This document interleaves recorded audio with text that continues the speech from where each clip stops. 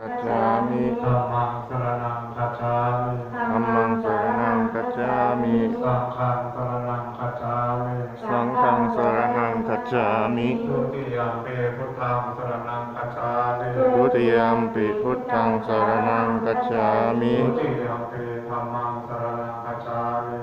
สมาธิยามิกาเมสุมิชาจาราเวรมณีสิกขาปะทังสมาธิยามิกาเมสุมิจฉาจาราเวรมณีสิกขาปะทังสมาธิยามิมุสาวาทาเวรมณีสิกขาปะทังสมาธิยามิมุสาวาทาเวรมณีสิกขาปะทังสมาธิยามิสุราเมรยามัชฌัปมาทานาเวรมณีสิกขาปะตินาคัตตาสานานาปะดาติกาเตเสตุกัมมังอนุกัมปิมังวะจัง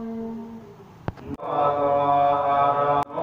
ตัสสะภะคะวะโตอะระหะโตสัมมาสัมพุทธัสสะอวิชชาปัจจยสังขาราสังขาราปัจจยวิญญาณังวิญญาณปัจจยทาวิญญาณนิโรธวิญญาณนิโรธานามารุปานิโรธนามารุปานิโรธาสลายตโรชาจาตปัจจโยอัญญมัญญปัจจโยเนสยปัจจโยอุปาเนสยปัจจโยปุเรนจาตปัจจโยปัจจจาตปัจจโยอาเสวนาปัจจโยโอปาตวยธรรมิโนโรมาชิตวานิรุขันติเตจังโลกัสสะโมสุโขอิทารตังอิตายะสุขายะข้าแต่พระสงฆ์ผู้เจริญข้าพระเจ้าทั้งหลายขอน้อมเพื่อความสุขแก่ข้าพระเจ้าทั้งหลายมีคุณบิดามารดาปู่ย่าตายาย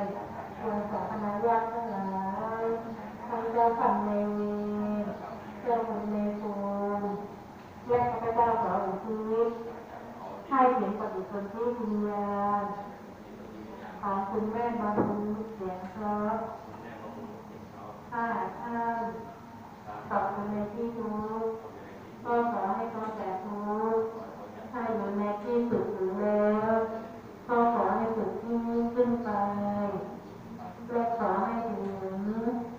ปฏิสนธิวิญญาณของคุณพ่อมานิดลูกเสียงเพราะนายอันโมดลูกเสียงเพราะขอให้ท่านจงได้รับอาส่วนบุญส่วนกุศลตลอดกาลนานเถิดสา